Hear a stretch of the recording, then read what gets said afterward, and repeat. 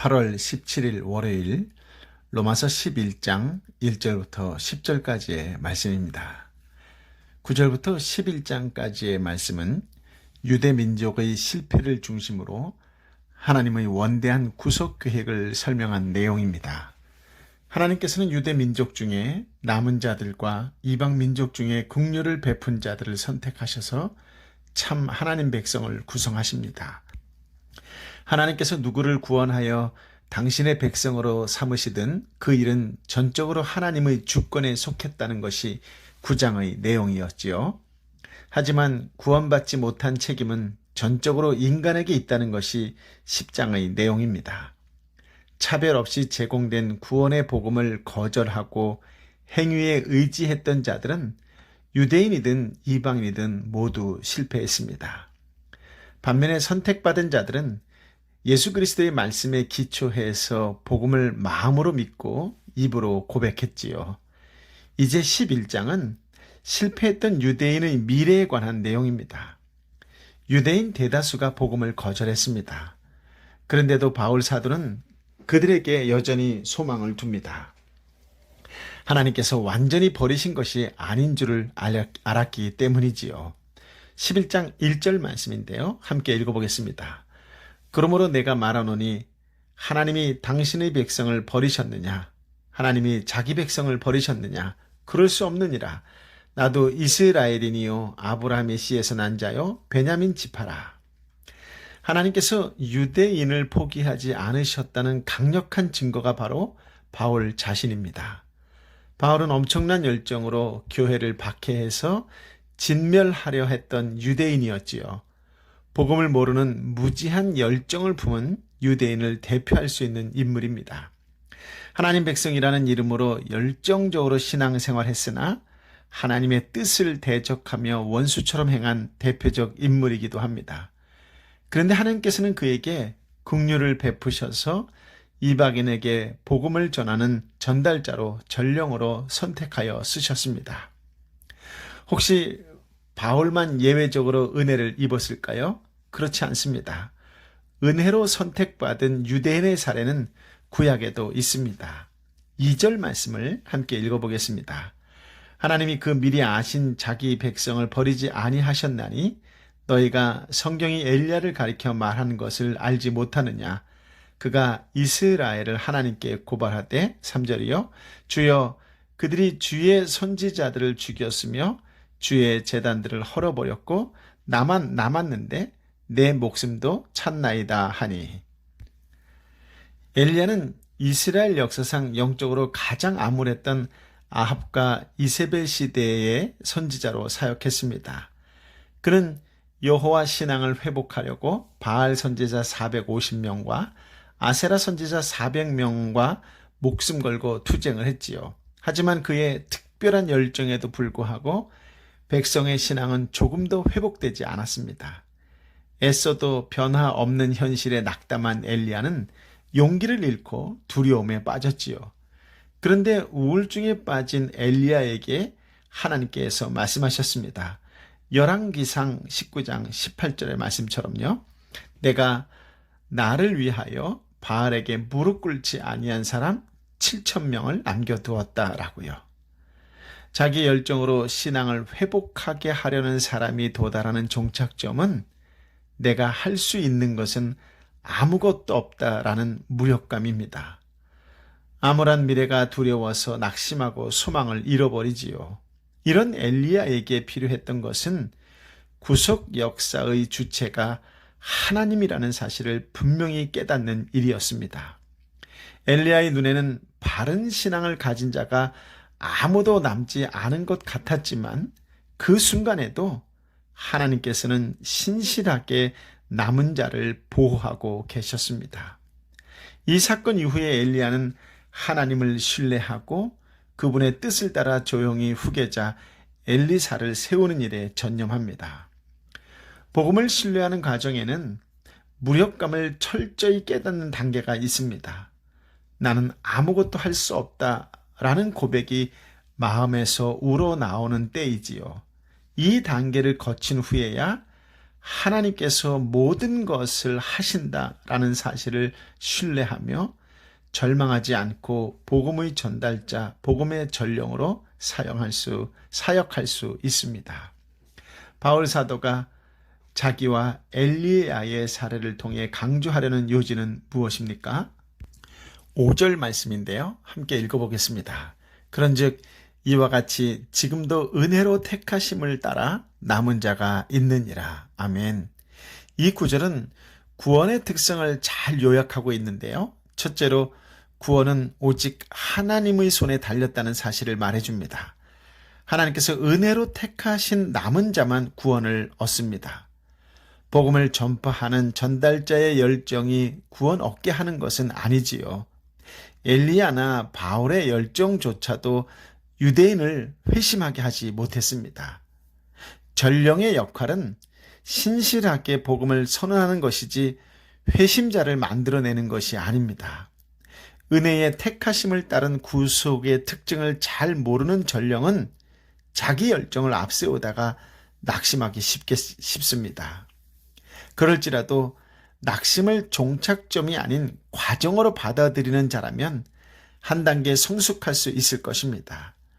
철저한 낙심과 무력감은 하나님만 신뢰하게 하는 도약판이 되기도 하기 때문이지요. 둘째로 구원은 개별적이라는 사실을 말해줍니다. 유대인 집단 전체가 몽땅 구원을 얻는 일도 없고 유대인 집단 전체가 구원에서 몽땅 제외되는 일도 없습니다. 이단들의 흔한 주장처럼 어떤 공동체에 소속되었다는 사실이 구원을 결정하지도 않습니다. 총회가 어떤 집단을 이단으로 정죄할 때 그 단체가 공적으로 내세우는 교리대로 믿어서는 구원이 없다는 뜻입니다. 그 단체에 소속된 자를 이단자라고 하는데 그들 모두에게 구원의 소망이 사라지는 것일까요? 그렇지는 않습니다. 무슨 뜻이냐면 죽기 전에 소망을 끊어도 될 사람은 아무도 없습니다. 이단자든 범죄자든 동성애자든 우상숭배자든 하나님께서 버린 자라고 단정하지 못합니다. 그 이유가 무엇일까요? 하나님께서 언제 그에게 은혜를 베푸실지 알 수 없기 때문입니다. 지금은 복음을 대적하는 죄인일지라도 나중에 하나님의 은혜를 받고 돌아올 남은 자가 그들 중에 있을 수 있기 때문입니다. 세상은 알곡과 가라지가 섞여 있는 밭과 같다고 하지요. 예수 그리스도의 심판대에서는 알곡과 가라지 혹은 양과 염소가 분명하게 분리되겠지만 복음 전하는 자의 임무는 차별 없이 신실하게 예수 그리스도의 말씀을 선언하는 것입니다. 복음의 전령이 아무리 열정적으로 사역해도 염소를 양으로 바꾸지는 못하지요. 하지만 하나님은 전령의 사역을 통해 적절한 때에 자기 양을 부르십니다. 구원이 오직 하나님의 은혜에 달렸다라고 하는 말은 인간의 행위는 구원에 조금 더 이바지하지 않는다, 못한다는 뜻입니다. 6절 말씀입니다. 만일 은혜로 된 것이면 행위로 말미암지 않음이니 그렇지 않으면 은혜가 은혜되지 못하느니라. 아멘. 성도에게 꼭 필요한 열정은 은혜가 은혜되게 하는 열정입니다. 말로는 오직 은혜라 하면서도 실제로는 인간의 행동을 의지하는 일이 허다하지요. 어떤 이는 결신하게 하는 행위가 구원 얻게 하는 데 도움이 된다고 생각합니다. 어떤 이는 악기를 사용해서 감성적인 분위기를 조장하는 것이 구속 역사에 도움이 된다고 여깁니다. 어떤 사람은 심리학이, 어떤 이는 기업 경영 방식이, 어떤 사람은 사람을 실컷 웃겨서 스트레스를 풀어주는 일이 구원 얻는 일에 도움을 준다고 생각합니다. 그런 생각들이 교회로 복음을 떠나 다른 것에 힘쓰게 하는 것이지요. 교회가 나서서 은혜가 은혜되지 못하게 하는 것입니다. 성도에게는 어떤 열정보다 복음 자체를 신뢰하는 열정이 필요합니다. 열정을 다양한 종교적 활동을 하는 데 쏟기보다 복음을 믿고 수호하고 계승하는 쪽으로 잡아야 합니다. 그러려면 바울처럼 복음을 신뢰하지 못하게 만드는 환경이나 사상과는 치열한 영적 전투를 해야 하겠지요. 직면한 모든 상황을 복음의 관점에서 바라보고 해석하고 삶에 적용하려고 애써야 합니다. 이런 일에 나태해서는 결코 안 됩니다. 많은 유대인이 사도 바울을 대적하고 힘들게 또 힘겹게 했습니다. 사도 바울의 사역을 악랄하게 회방했던 사람들이 소위 하나님 백성임을 자랑했던 유대인들이었지요. 개인적으로는 상종하기 싫은 사람들이었을 수 있습니다. 그러나 바울 사도가 그들에 대해 악감정을 품지 않고 도리어 소망을 두고 기도할 수 있었던 것은 그가 확고히 믿고 있는 복음 때문이었습니다. 복음적 시각으로 바라보았을 때 여전히 유대인에게도 소망이 있다는 것이지요. 성도의 열정은 엘리야처럼 내가 아니면 교회가 무너질 것처럼 염려하는 일로 바뀌지 않도록 주의할 필요가 있습니다. 염려가 많아지면 원망과 불평도 많아집니다. 변하지 않는 사람들을 보며 낙심하거나 화내는 일도 많아지지요. 이런 열정은 교회를 해치고 자기도 해칩니다. 선을 행하다가 낙심하면 죄의 유혹에 약해지기 때문이지요. 하나님 백성답지 못하게 생각하거나 행동하기 쉬워지지요. 복음에 합당한 삶을 나타내지 못하게 된다는 것입니다. 하지만 사람은 실패할지라도 하나님은 실패하지 않는 줄 믿는다면 염려할 필요가 없습니다. 세상이 요동쳐도 하나님의 뜻은 반드시 성취됩니다. 그러니 하나님께서 주체가 되어 복음을 수호하고 계승하는 역사에 나를 사용하여 주시는 것을 감사하면서 묵묵히 직분과 은사에 따라 섬겨야 합니다. 복음을 깨닫기 원하는 자에게 신실하게 말씀을 제공하고 그를 위해 기도하면서 하나님의 때를 기다려야 할 것입니다. 7절입니다. 그런즉 어떠하냐? 이스라엘이 구하는 그것을 얻지 못하고 오직 택하심을 입은 자가 얻었고 그 남은 자들은 우둔하여 졌느니라. 과거의 이스라엘뿐만 아니라 미래의 이스라엘도 마찬가지입니다. 이스라엘 민족의 영적 부흥이 미래에 있을지라도 선택받은 개개인이 복음을 믿음으로써 구원받는 것이지 민족 단위로 구원을 받는 것은 아닙니다. 민족 단위로 구원받는 일은 없습니다. 사도 바울 당시까지 이스라엘 민족이 구했던 것은 하나님이 요구하신 의의 수준에 이르는 것이었습니다. 그들이 추구한 목표는 옳았습니다. 그런데 추구하는 방법이 옳지 않았던 것이지요. 자기 행위로 하나님의 의에 이르려 했던 방식을 율법주의라고 합니다. 이 방식은 인간의 공로를 드러낼 뿐 하나님의 은혜를 드러내지 못합니다. 하나님의 은혜를 은혜되지 못하게 하는 방식이지요. 이런 방법으로 하나님의 영광을 드러낼 수는 없겠지요. 동기나 목표만 옳다고 다 좋은 것이 아닙니다.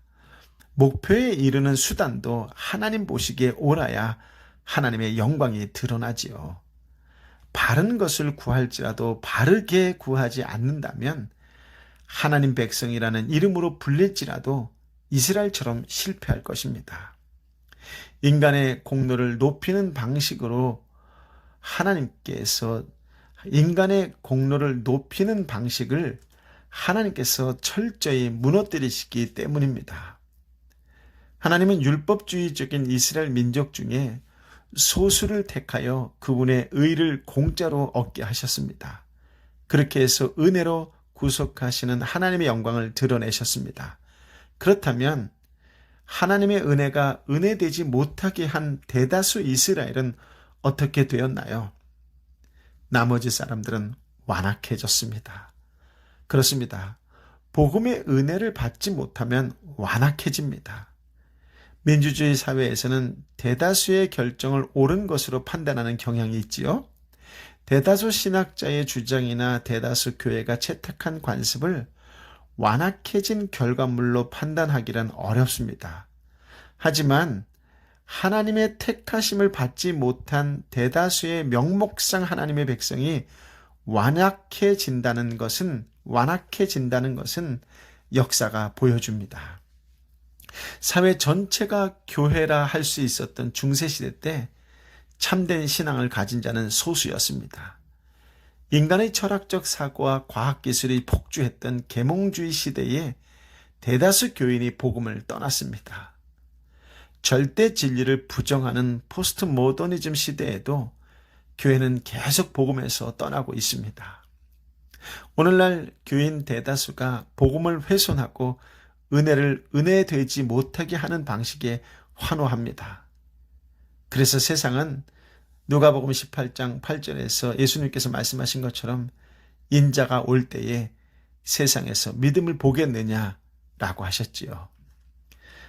어떻게 불신자도 아닌 하나님의 백성 대다수가 완악해지는 일이, 강팍해지는 일이 가능할까요? 8절 말씀입니다. 기록된 바 하나님이 오늘까지 그들에게 혼미한 심령과 보지 못할 눈과 듣지 못할 귀를 주셨다 함과 같으니라. 택함 받지 못한 사람은 보아야 할 것을 보지 못하고 들어야 할 것을 듣지 못하는 사람입니다. 심령이 혼미하다라고 하는 것은 너무 많은 자극에 무감각해져서 영이 마비되었다라고 하는 뜻입니다. 그래서 그들의 이성과 경험에 기초한 열정은 항상 복음을 대적하는 어리석은 결과를 낳습니다. 그들의 말에 귀 기울여주고 쉬운 말로 설명해주면 바른 진리를 분별할까요? 이 상태에서는 성경 원문을 통째로 외우고 연구하는 대학자라도 복음을 깨닫지 못합니다. 혼미한 심령을 제하고 보고 들을 수 있게 하는 기적이 필요하겠지요. 그렇습니다. 오직 하나님의 능력만이 이 기적을 일으킵니다. 그래서 하나님의 능력인 복음을 선언하는 절단자, 전령이 필요한 것입니다. 이 진리를 마음에 분명하게 각인하지 못한 사람은 하나님의 백성이라 할지라도 끊임없이 다양한 방법으로 인간의 행위를 붙들 것입니다. 하나님께서 유대 민족의 조상 아브라함에게 약속하신 복은 처음부터 명백하게 땅의 모든 족속, 천하 만민을 포함하고 있습니다. 이삭과 야곱에게 약속하실 때도 천하 만민이라고, 땅의 모든 족속이라고 분명하게 말씀하셨습니다. 이 구절을 한 번만 읽어도 도무지 달리 해석할 수 없을 만큼 분명하고 명확합니다. 그런데도 소수를 제외한 대다수 유대인들은 오해를 했던 것입니다. 율법을 열심히 지킨다면 유대 민족 전체가 구원을 얻을 줄로 판단했던 것이죠. 메시아도 유대 민족을 위한 메시아일 것이라고 기대했습니다. 그 이유가 무엇일까요? 하나님께서 그들의 혼미한 심령을 내버려 두셨기 때문에 그렇습니다. 이방 민족과 달리 유대인 중에는 하나님의 말씀을 맡아 지도하는 랍비들이 많았어요. 모세오경을 달달 외우는 사람들이었지요. 많은 민족 중에서 유달리 뛰어난 두뇌 능력을 갖춘 사람들입니다. 그런데도 하나님의 구속 원리만큼은 전혀 깨닫지 못했습니다. 그것은 말씀을 몰라서도 아니고 말씀이 어려워서도 아닙니다. 자기 의로 가득 차 있었기 때문에 그래요. 영적인 보는 눈이 없고 듣는 귀가 없었기 때문입니다. 그렇습니다. 하나님의 은혜를 거절하면 하나님 백성 대다수가 이럴 수 있습니다. 영적인 우둔함에 빠져 허우적거리는 것이지요. 이처럼 복음을 대적하며 행위에 의존하는 하나님의 백성, 영적인 우둔함에 빠진 자를 위해서는 어떻게 기도해야 할까요? 9절, 10절 말씀입니다. 또 다윗이 이르되 그들의 밥상이 올무와 덫과 거치는 것과 보응이 되게 하시옵고 그들의 눈은 흐려 보지 못하고 그들의 등은 항상 굽게 하옵소서 하였느니라. 시편 69편에 나오는 내용인데요. 예수 그리스도의 그림자라고 칭송받는 다윗의 기도 내용인데 정말로 놀라지 않을 수가 없습니다. 이 시편들의 충격적인 표현들도 성령의 영감으로 기록된 하나님의 말씀입니다. 원한설인 복수심을 담은 사적인 표현이 아니라 하나님의 대적자들에게 공의로운 심판이 집행되기를 간구하는 사법적인 표현이지요. 완악한 자들은 하나님께서 주신 양식을 먹고 그 힘으로 하나님과 그분의 복음을 대적합니다. 다윗은 그 대적자들을 위해서 복을 빌어주지 않습니다. 구속사에서 다윗의 기도는 예수님을 통해 실현되었습니다. 예를 들어서 예수님께서 떡 5개와 물고기 2마리로 5,000명을 먹이셨을 때 많은 유대인들이 예수님을 왕으로 세우면 평생 배부르고 평안하게 살 수 있을 것이라고 기대를 갖고 또 그런 기대를 품고 따라다녔습니다. 그러나 예수님께서는 썩는 양식을 추구하는 그들을 막으시며 영생하도록 있는 양식을 추구하라고 가르치셨습니다. 그리고 자신을 그들이 추구할 양식인 생명의 떡이라고 하셨지요. 예수님은 생명의 떡으로 자기 백성에게 오셨습니다. 다윗의 시적 표현을 빌리자면 유대인들 앞에는 영생의 밥상이 차려졌던 셈이지요. 하지만 예수님의 교훈을 들은 군중 대부분이 그 설교 때문에 예수님을 떠났습니다. 표면적으로는 예수님의 설교가 너무 어려워서 누가 이해하겠느냐는 이유를 내세웠지요. 그러나 영생의 양식보다 썩는 양식을 원했기 때문에 그 기대를 채워주지 않는 교훈을 복음으로 받아들일 수 없었던 것이 그들의 진정한 이유였던 것이지요. 마음으로 추구했던 썩은 양식에 대한 탐욕이 영생의 양식, 영생의 밥상을 걷어차 버리게 한 것입니다. 예수님을 따르는 사람이 많다고 해도 그들 모두가 똑같은 것을 추구하지는 않습니다. 오직 소수의 사람만 예수님을 생명의 떡, 영생의 밥상으로 영접합니다. 그리고 그분의 복음적 가르침을 따라 영원한 양식을 추구하며 살아가지요. 그러나 대부분 많은 사람들은 예수님을 이용해서 좀 더 효과적으로 썩는 양식을 추구하려 합니다. 예수님의 기대에 맞는 내가 되려 하기보다는 내 기대에 맞는 예수님이 되시기를 요구하지요.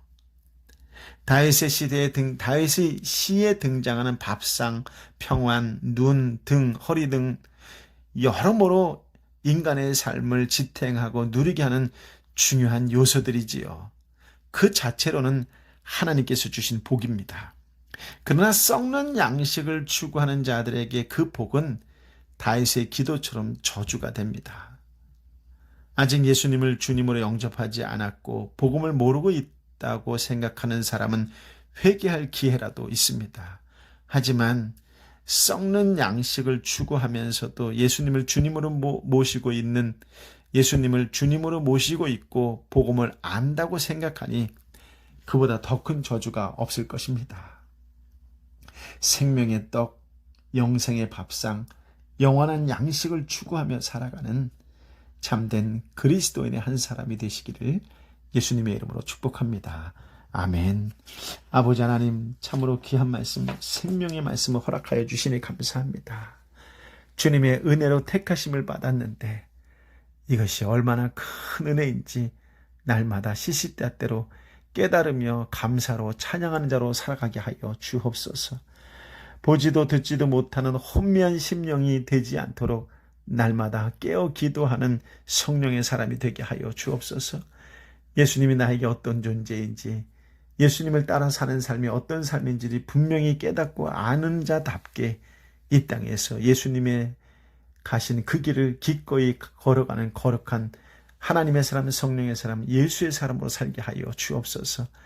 나에게 생명의 떡, 영생의 밥상, 영원한 양식이 있다는 것을 믿음으로 받고 평생을 추구하며 살아가는 하나님의 사람, 성령의 사람, 예수의 사람 되게 하여 주옵소서.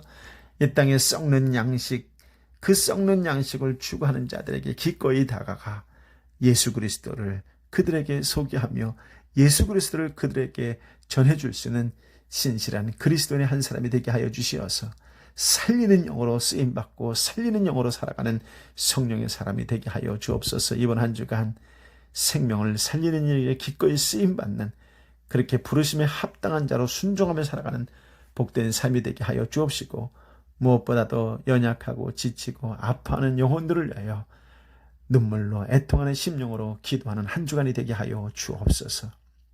이제는 우리 주님 예수 그리스도의 은혜와 아버지 하나님의 크신 사랑과 성령 하나님의 위로 역사 교통 충만하심이 주신 말씀을 붙잡고 평생을 주의 뜻에 따라 순종하며 살겠노라고 결단하고 결심하며 그 사랑을 이웃에게 나누어주는 축복의 통로요, 은혜의 통로요, 구원의 통로로 살겠노라고 선포하며 나아가는 하나님의 사람들 한 사람 한 사람 머리 위에 저들이 믿음으로 선포하며 함께 기도하는 삼토와 일토와 공동체와 사랑하는 열방의 선교사님과 또 선교지 위에 함께하여 주옵기를 간절히 축원하옵나이다. 아멘.